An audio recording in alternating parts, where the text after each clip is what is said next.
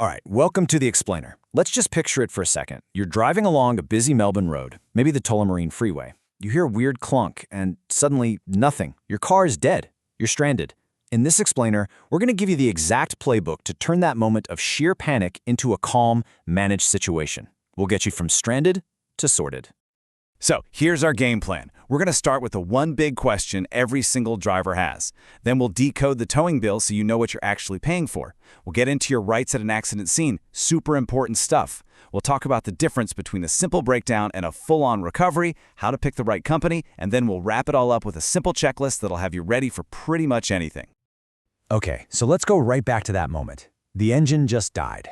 You've managed to get over to the shoulder, the hazard lights are blinking away, and you've got that sinking feeling in your stomach. What's the very first thought that pops into your head? It's almost always the same thing. That's it, right? That's the million-dollar question, or at least you hope it's not. But instead of giving you a vague, well, it depends, we're going to give you a real, solid number to start with. Okay, so let's put a number on it. Based on industry data from this year, your starting point, your entry fee, is going to be around $150. Now that's for a standard tow, for the first 10 kilometers. But, and this is a big but, that's just the baseline. A few key things can change that number, and they can change it fast. So that $150, that's just the beginning. Let's pull back the curtain on your towing bill so you can actually understand what goes into that final price. This way, you'll know exactly what you're paying for. It really all boils down to these 5 things. Distance, what kind of car you drive, when you call, where you are, and why you need the tow in the first place. Each one of these can take that price tag up or down. And this is where the costs can really start to climb. See, most companies have that base rate that covers the first 10 Ks, but after that, you're paying by the kilometer, usually around $3 to $4. And that's how a tow that seems short can suddenly jump from $150 to well over $300. And yeah, what you drive absolutely matters. If you've got a heavier vehicle, like a big SUV, a 4-wheel drive, or a van, it just needs a bigger truck and more effort to move. So you can pretty much expect a surcharge of 20, maybe even 30%, slapped right on top of that base rate. And let's be real, your car doesn't care if it's 3 a.m. on a public holiday, right? Breakdowns happen whenever they want. And if you need help outside of normal business hours, you're going to see an after-hours fee. That's just how it works. You know, seeing it like this really makes it click. A quick tow for a small car in the city during the day, pretty straightforward, right around that 150 mark.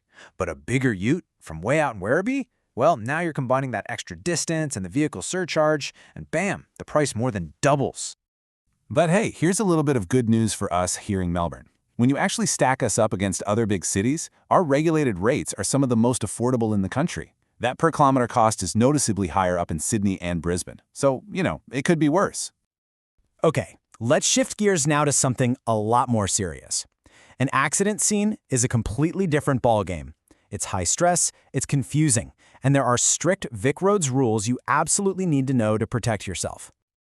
Okay, listen up, because this is probably the single most important piece of paper you'll see at an accident scene. It's called the authority to tow, and it is a legal requirement. Your car cannot be moved an inch until you have signed this form, which has to detail all the services and all the costs. And you've got to understand, this whole system is set up to protect you. The very first thing a tow truck driver legally has to do is hand you this official information leaflet from Vic Roads. It explains all your rights, and you need to have it in your hand before you even think about signing anything.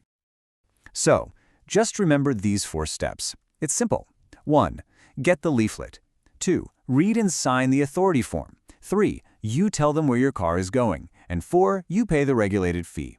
You follow these steps, and you stay in control of the situation.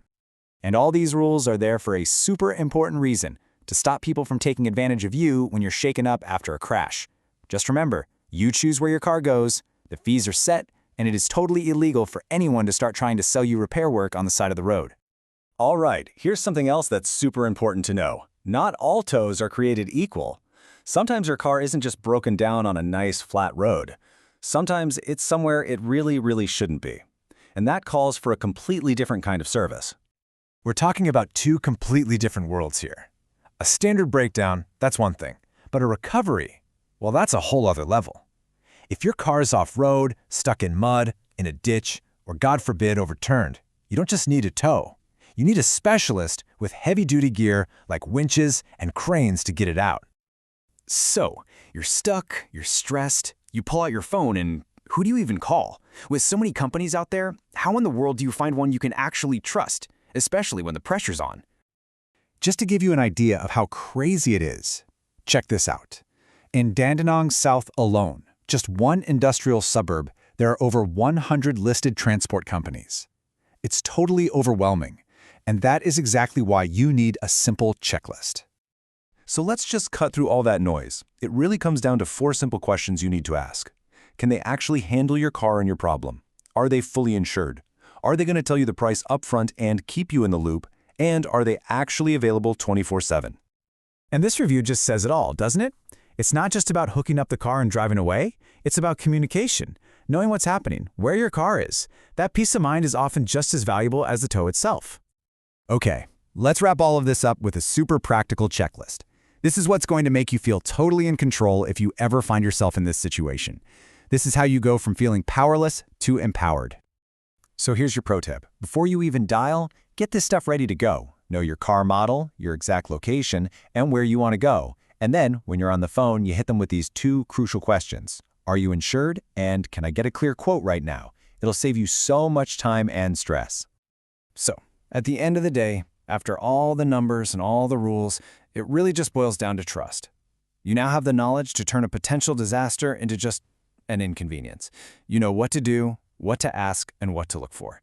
The only question left is, when you're stuck on the side of the road, who are you going to trust with your keys?